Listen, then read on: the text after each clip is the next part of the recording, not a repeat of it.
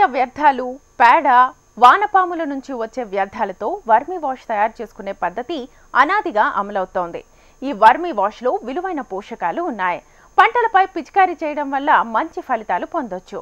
అందుకే చిన్న సన్నకారు రైతులు సైతం సొంతంగా వర్మీ వాష్ ను తయారు చేసుకునేందుకు వీలుగా చిన్నపాటి వర్మీ వాష్ యూనిట్ ను అభివృద్ధి చేశారు ఉద్యానవన అధికారులు.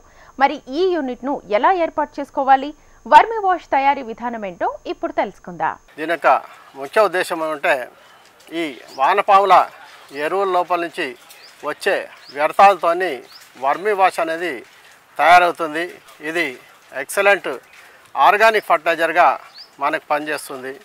దీనిలో 3 భాగాలు ఉంటాయి.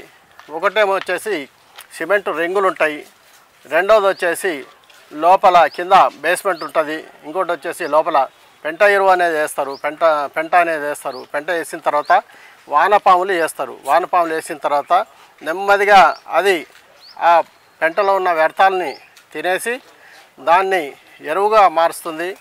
అయితే మీద కుండ పెట్టేసి ఈ కుండలో నీళ్ళు వేస్తూ ఉంటాము. సన్నగా చుక్కలుగా నీళ్ళు పడుతూ ఉంటాయి. ఈ నీళ్ళు ఈ వానపాములను తడుచుకుంటూ దాంట్లో ఉన్న పోషకాలని తీసుకొని ఇక్కడ నీళ్ళ రూపంలో బయటకు వస్తుంది.